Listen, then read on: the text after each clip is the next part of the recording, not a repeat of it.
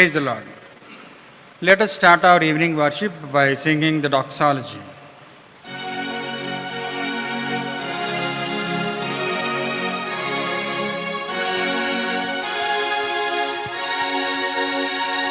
Praise God from whom all blessings flow. Praise Him, all creatures here below. Praise Him above in heavenly hosts.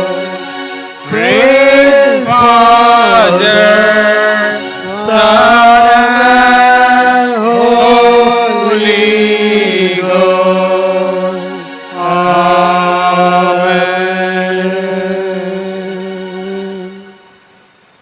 Let us pray. Dear loving Father, thank you for this wonderful opportunity to worship you in this evening. Thank you for this wonderful climate you have given.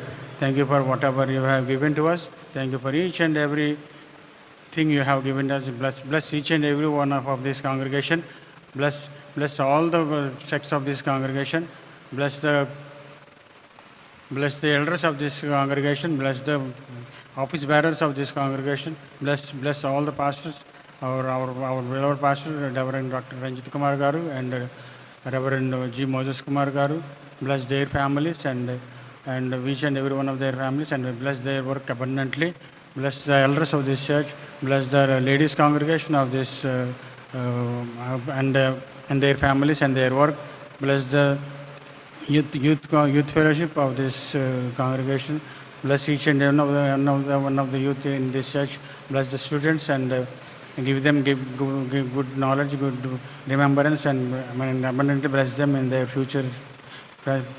Bless this congregation abundantly, and we are handing over this congregation to putting in your hands, and guide from the beginning and till the end of this service.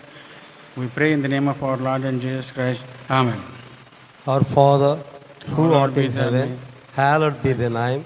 Thy kingdom come, thy will be done on earth as it is in heaven. Give us this day our daily bread, and forgive our trespasses as we forgive them that trespass against us. Lead us not into temptation, but deliver us from evil. For thine is the kingdom, the power, and the glory, forever and ever. Amen.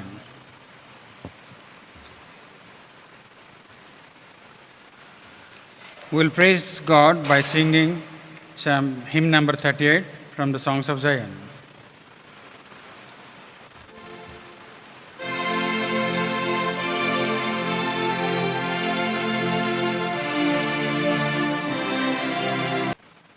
Today's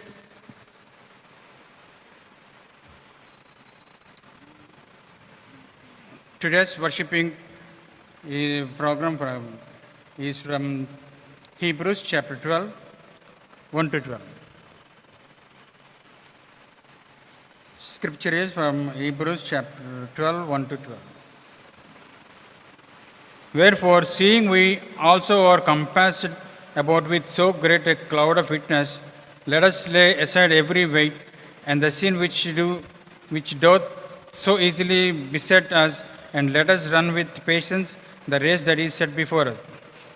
Looking unto Jesus, the author and finisher of our faith, who for the joy that we set before him endured the cross, despising the shame, and is sat down at the right hand of the throne of God. For consider him that endured such contradiction of sinners against himself, lest ye be wearied and faint in your minds. Ye have not yet resisted unto blood, striving against sin, and ye have forgotten the exhortation which seeketh unto you as unto children. My son, despise not thou the chastening of the Lord, nor faint when thou art rebuked of him. For whom the Lord loveth, he chasteneth, and scourgeth every son whom he receiveth. If you endure chastening, God dealt with you as with son. For what son is he whom the Father chasteneth not? But if you be without chastenment, whereof all are partakers, then ye are bastards and not sons. Furthermore, we have had fathers of our flesh which corrected us, and we gave them reverence. Shall we not much rather be in subjection unto the Father of spirits and life? For they verily for a few days chastened us after their own pleasure, but he for our profit, that we might be partakers of his holiness. Now no chastening for the present seemeth to be joyous, but grievous. Nevertheless, afterwards it yielded the peaceable fruit of righteousness unto them which are exercised thereby. Wherefore lift up the hands which hang down and feeble knees. God bless thy word. I am handovering to our beloved Pastor Garu, Reverend Dr. Ranjit Kumar Garu, for delivering Lord's message. Greetings to you all in the matchless name of our Lord and Savior Jesus Christ. I once again welcome you all to this Vesper service in the name of the Father and of the Son and of the Holy Spirit. Amen. I thank the church elders for making us more comfortable to listen the word of God through this media. And also I wish all the friends, those who are watching this Vesper service online, I, on behalf of my co-pastor, Reverend Moses Kumar, and all the elders of the church, invite you for this evening's worship service once again, in the name of the Father, and of the Son, and of the Holy Spirit. Let us look to the Lord in prayer.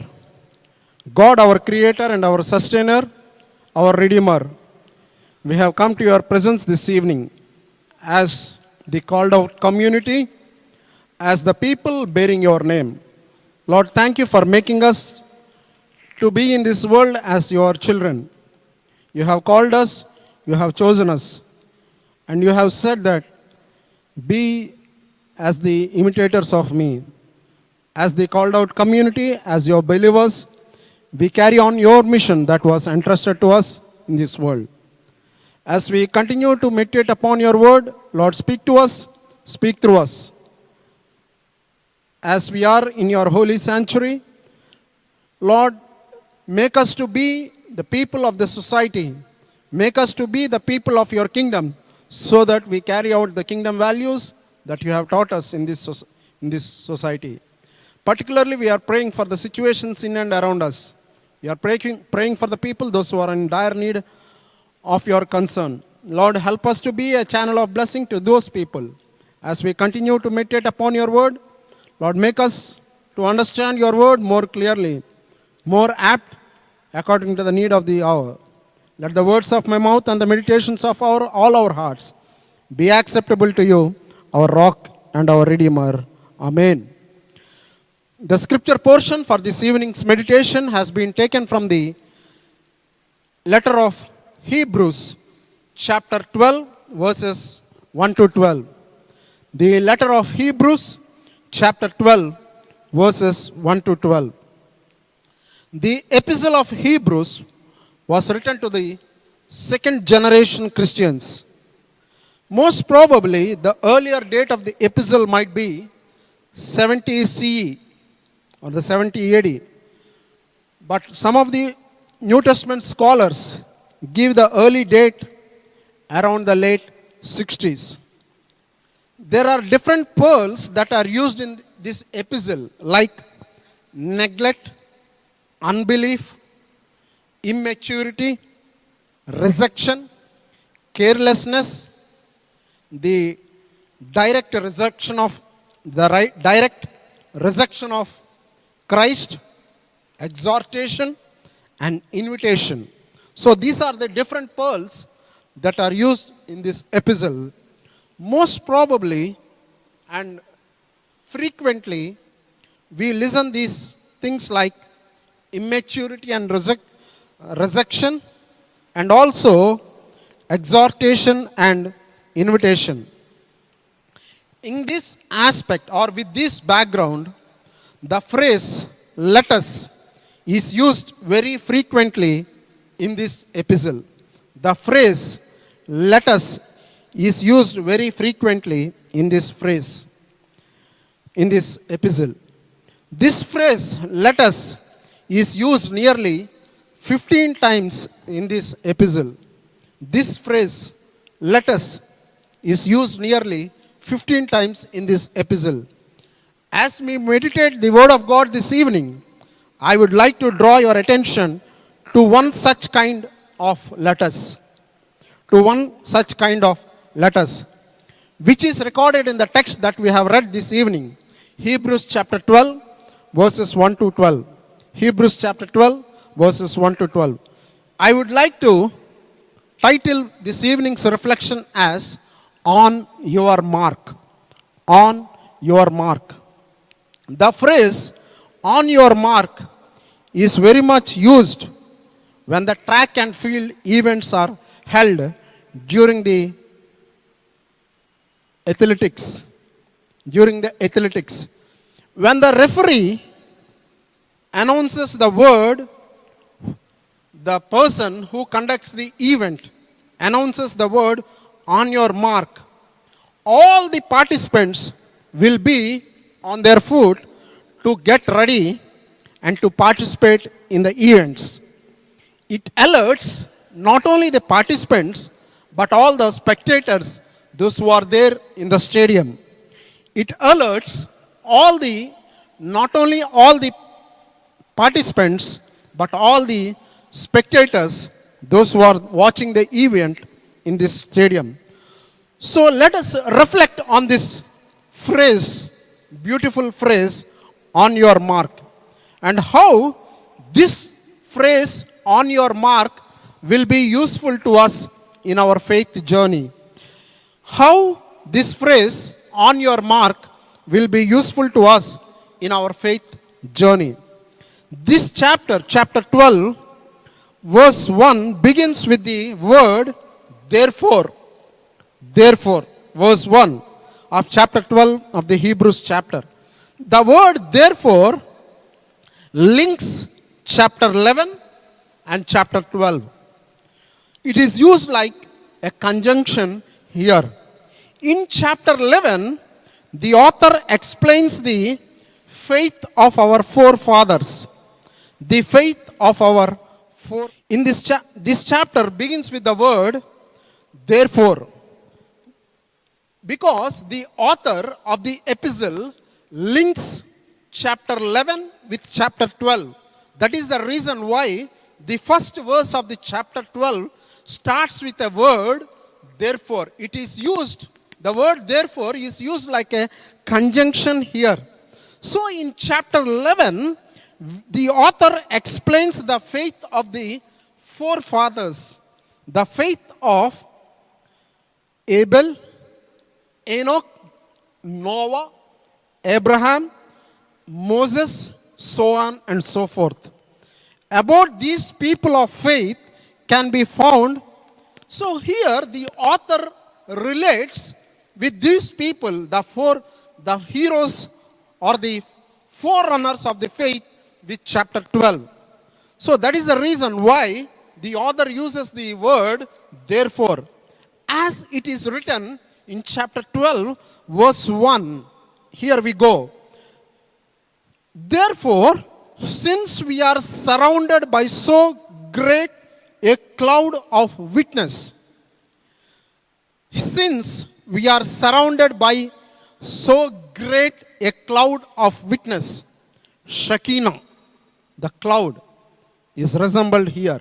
Here, cloud is people and the witness is faith. The author of the Hebrews refers the cloud as the people and the witness as faith. Altogether, the author says that altogether cloud of witness, which means the people of faith. So, we are surrounded by great people of faith. We are surrounded by great people of faith. In other words, we are surrounded by people who have given their own witness of faith by their own lives. The people who exercised and experienced faith and they practiced the faith. The people who exercised, who experienced and they practiced the faith in their lives. The second part of the chapter 12, verse 2, the second part says that let us also lay aside every weight and the sin that clings so closely, and let us run the race with perseverance, the race that is set before us. I read once again the second part of the first verse. Let us also lay aside every weight and sin that clings so closely, and let us run the race with perseverance, the race that is set before us. The author says, lay aside every weight and the sin that clings us so closely. Lay aside every weight and the sin that clings us so closely. As we know, if a person who wanted to contest in the running race has to remove his weight of garments, he cannot or she cannot run the race or participate in the track and field event with tight jean and heavy jacket. He or she should free themselves so that they can run properly. He or she should be free and so that they can run the race properly. In the same way, if one wanted to contest in the race of faith, he or she have to remove their weights and burdens from their hearts. They have to remove their weights and burdens from their hearts. Then only one can easily run the race of faith. Then one can easily run the race of faith. We have to remove the sin that which clings us so closely, the sin that prevents us to participate in the race of faith. What is the sin here? According to the understanding, it is the unbelief, the sin of unbelief. Sometimes we people become so liberal to say that for me, this is not a sin. For me, this is not a sin. According to the culture, according to the context, according to the life situation, many people say that for me, doing this is not at all a sin. Even I feel that even in the presence of God also, it is not a sin. We also say that I don't think that this is sin. But here, we should realize that the unbelief itself is sin. So, the writer of the Hebrews wants us saying that keep aside your unbelief so that it will affect your faith. We should keep our unbelief so that it will affect our faith. In the same verse, it is said that the author says about the participants of the race. The participant of the race. Let us also lay aside every weight and sin that clings to us so closely, and let us run with perseverance the race that is set before us. Let us run the race with perseverance, the race that is set before us. The word perseverance means continue in a course of action in spite of difficulty or with little or with no indication of success. I repeat, the word perseverance here means continue in a course of action in spite of difficulty or with little or no indication of success. Christians have to run the race. This race is set before us. What is the race? Paul clearly says in his second letter to Timothy, chapter 4, verse 7, I have fought a good fight, I have finished the race, I have kept my faith. I have fought the good fight, I have finished the race, I have kept the faith. So, we have to run the race in order to finish it with faith. We are asked to contest in the race of faith. Here, it is giving a clear picture in this text. It is giving a clear picture of stadium where some events are going on. There are some players who have already participated in the events, and there are some players who are going to take part.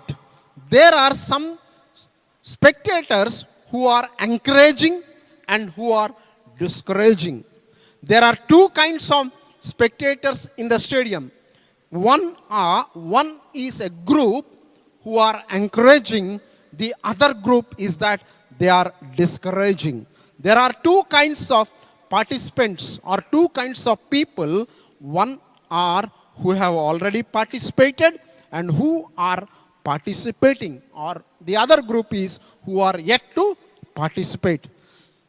So, in the same way, when we look into the Bible, we see the faith of our forefathers, the ancestors, the fathers of faith will encourage.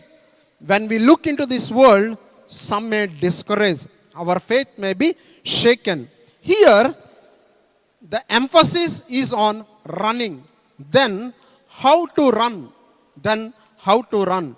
In verse 2, it is clearly said that looking to Jesus, the pioneer and perfecter of our faith, who, for the sake of the joy that was set before him, endured the cross, disregarding its shame, and has taken his seat at the right hand of the throne of God.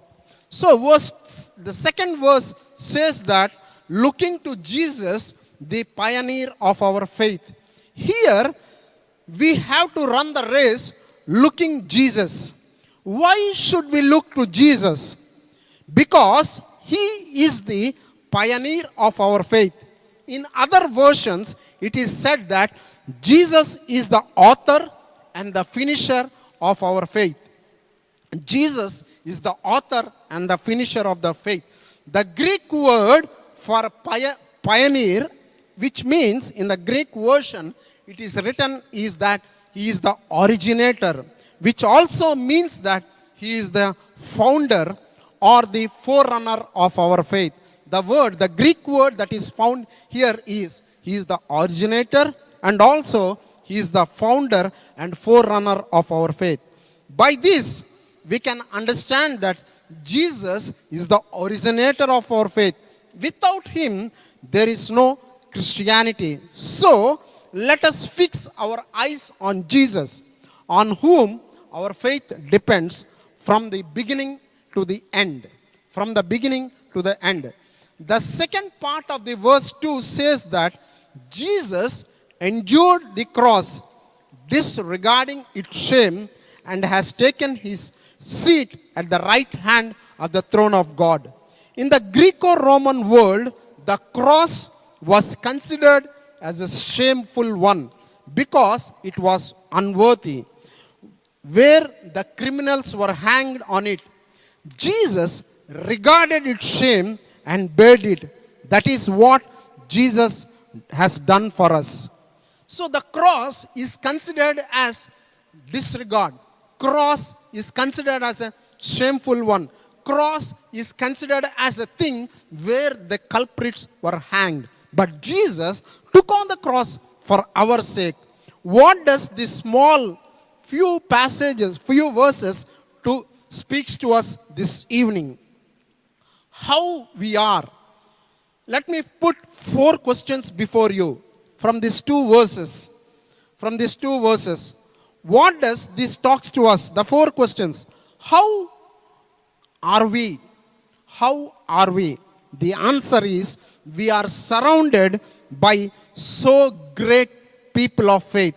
Verse chapter 11 talks about the forerunners of the faith. People like Moses, people like Abraham, people like Enosh, the others, they are great inspiration for us in our faith journey. Sometimes we are inspired by our parents. Sometimes we are inspired by our experiences. Sometimes we are inspired by our elders. So here the author, the writer of the Hebrews says that how are we? The answer is we are surrounded by so great people of faith. Second question is that what we have to do. First question is how are we? The second question is what we have to do. We have to run in the race of faith. We are called in this world. We are chosen by God in this world to run the race of faith. We have to run the race of faith. In this pandemic situation, in the situation in the world, in our community, in our society, we are surrounded with great tribulation, or we are surrounded with the great pandemic overcoming. So the author of the Hebrews says that what we have to do, we have to run the race of faith. The third question is, who is Jesus? Who is Jesus?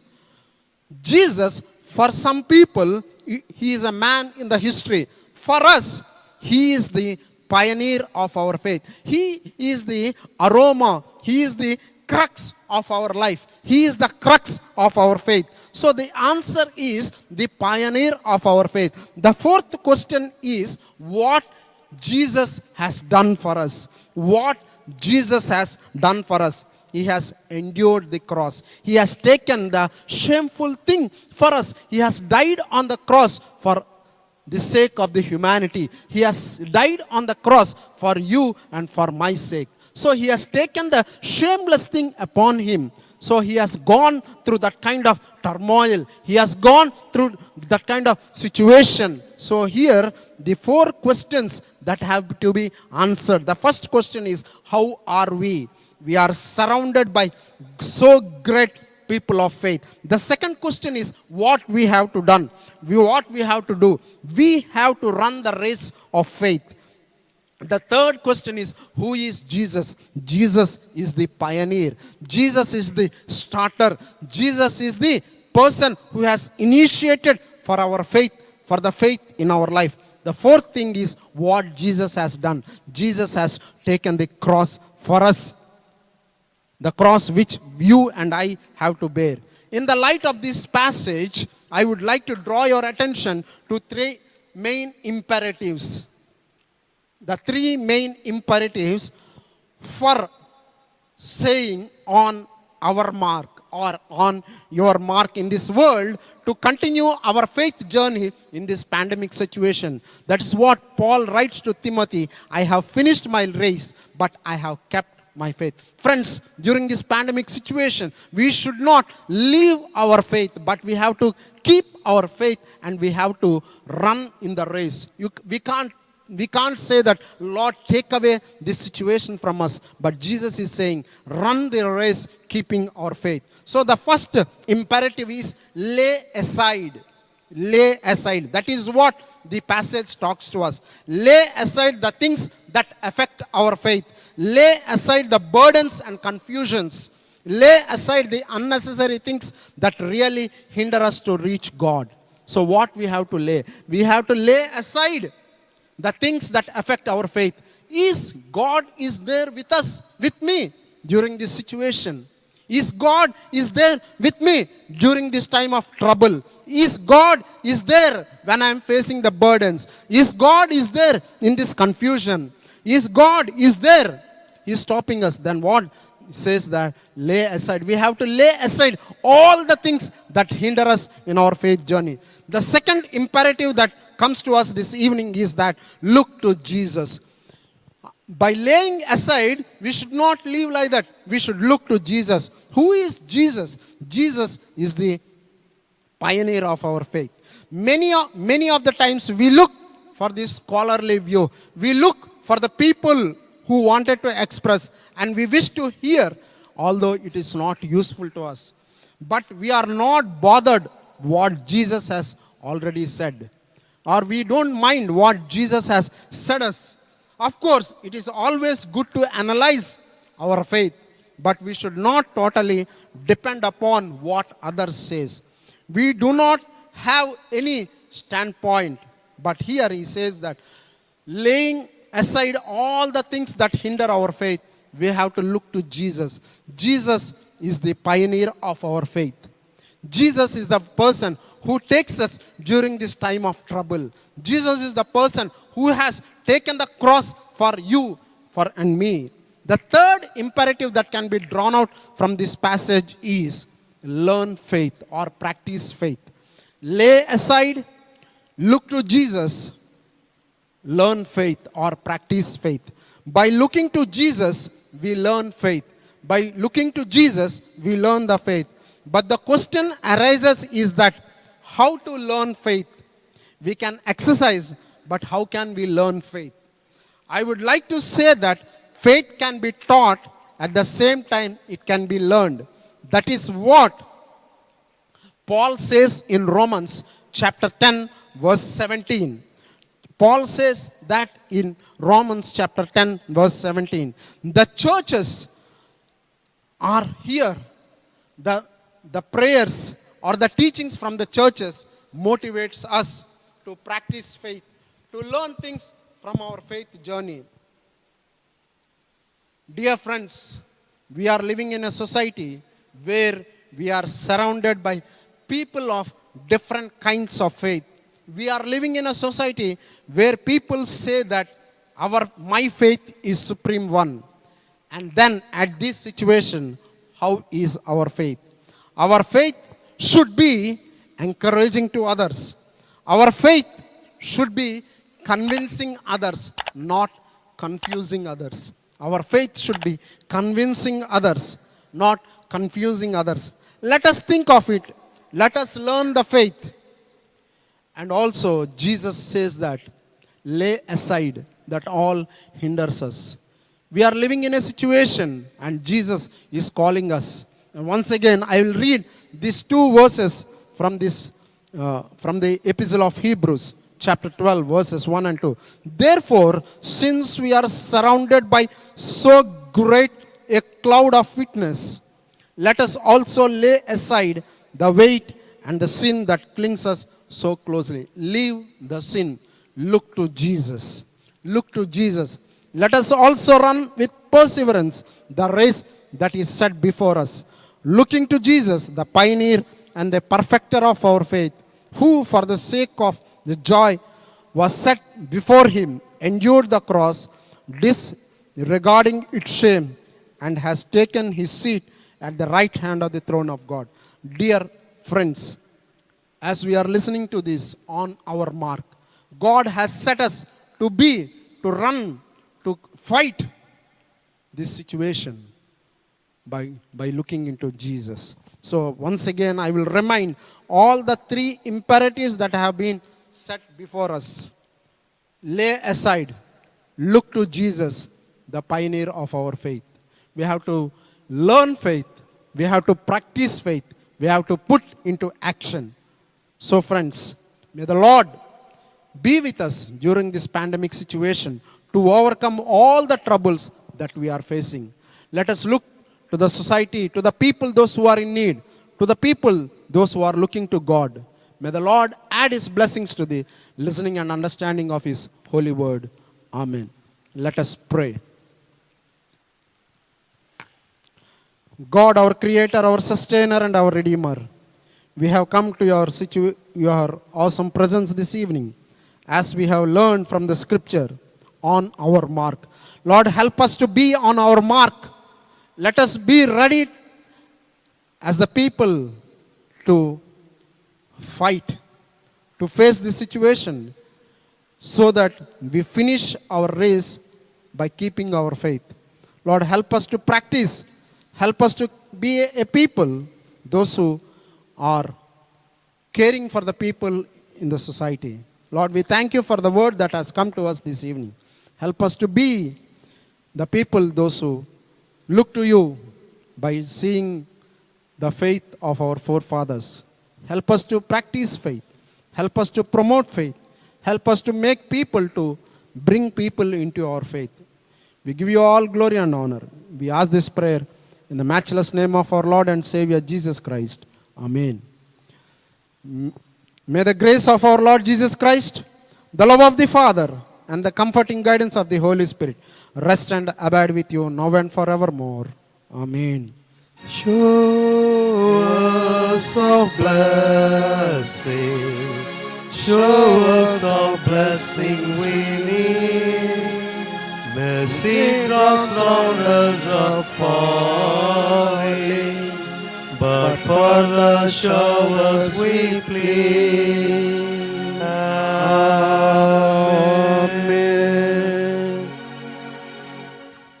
God bless you. Thank you.